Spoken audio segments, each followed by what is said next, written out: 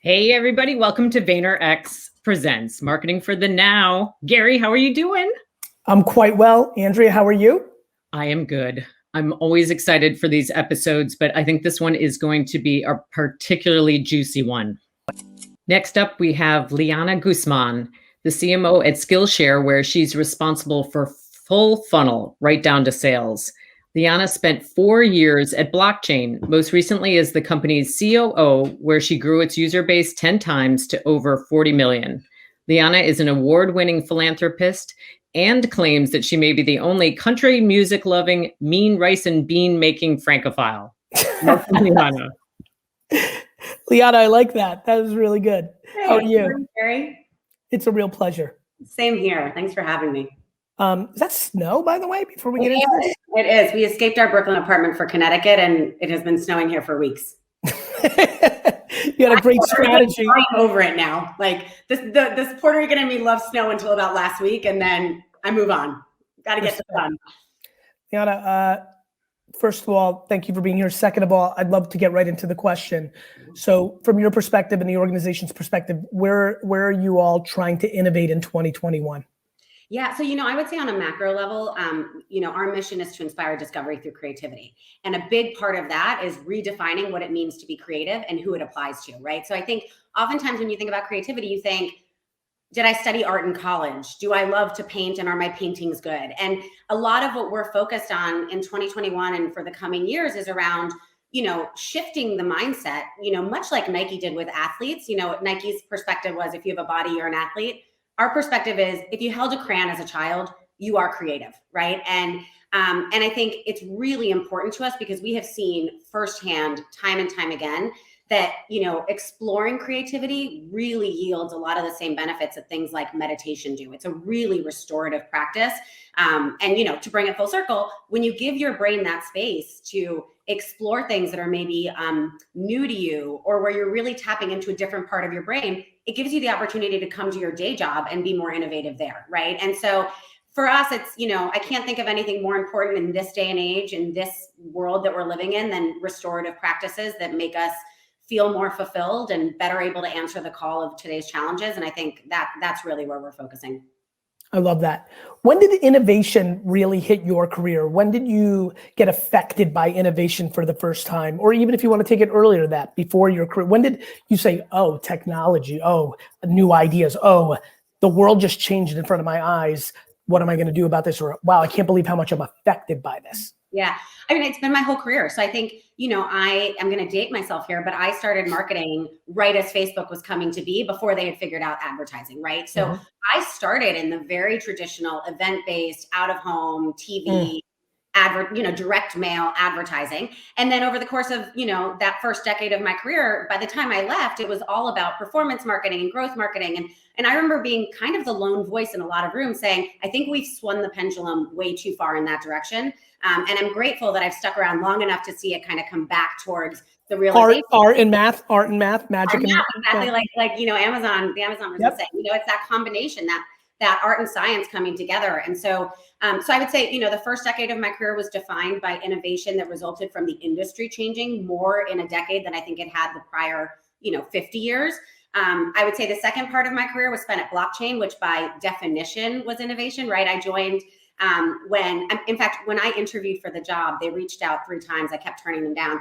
And I actually called Bitcoin unicorn monopoly money. I mean, that's where we were in the world around cryptocurrencies. Very few people knew who it were, what it was. And so my job was to innovate by definition. My job was to figure out how do you make this. When was that? So I joined in 2016.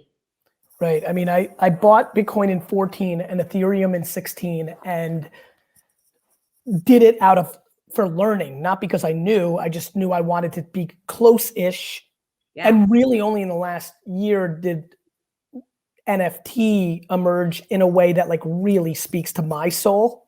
Yeah. Collector, psychology, social currency. Yeah. The NFT thing is really interesting to me.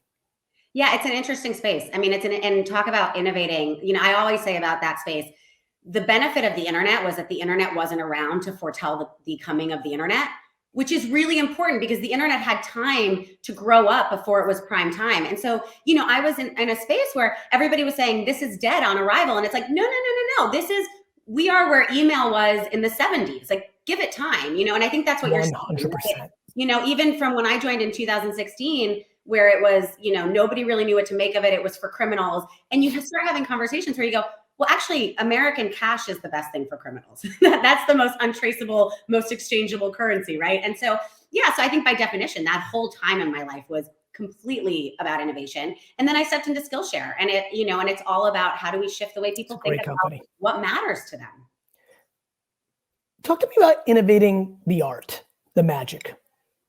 Yeah. I really like the way you've set up this context for the audience. And so I'm just like being selfish right now. I think I have some similarities to you as I've been listening. I grew up in an environment where the website I launched for my dad's liquor store was needed to drive sales for me to even have a seat at the table, because Sasha Vaynerchuk would have kicked me out of the family business. But I always knew that one day I was going to leave, because I kind of knew what my mission was: help my parents build their thing, then go do my thing. I wanted to do that for them.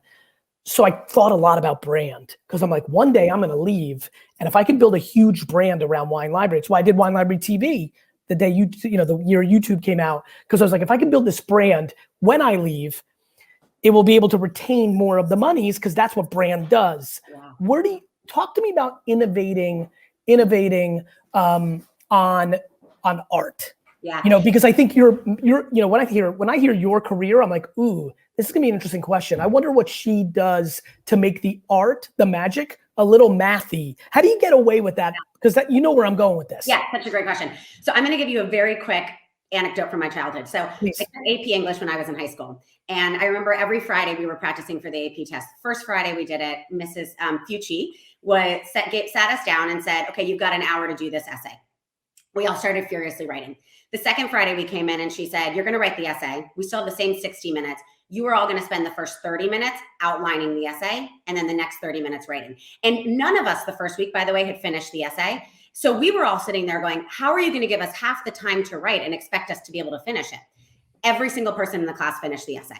And that lesson has stayed with me forevermore, because it is all about having the preparation that gives you the space then to take the big bets, to take the, you know, to bring it all together. And so that's how we approach it. So when I think about what happened last year, I think Skillshare, you know, we grew tremendously. And I think it's because we had laid really clear foundations around what is our brand, what do we stand for, what do we believe, who do we stand for, what do they get out of us, right? When we had clarity for that, oh, sure, events shut down, that's okay. We can pivot quickly because we know the core of who we are. We just got to figure out how to get that message to you separately. And so to answer your question, I think it's partially about the upfront work that I think folks don't take the time to do because they're afraid, you know, to your, you know, your dad's example, like, we need to get some sales for Sasha. We got to sell some of that, you know, those liquor bottles. And so we can't take 2 months to figure out what our positioning is and how we're going to stand. Well, actually, if you take those, however long it is, and it doesn't have to be 2 months, for the record, we, you know, launched a new brand and new visual identity came together in a week. So it can be done quickly and you can innovate. Do you think, real quick on that front, do you think that comes down to the ability to make a decision and have conviction? When I hear what you just said, I'm like, ooh, whoever was, you know, had the power to say so and is an operator that comes from a place of conviction. I'm blown away by people spending months on something that's subjective. Same. And I think they do it because they don't have the thing to point to. So if you have the, if 100%.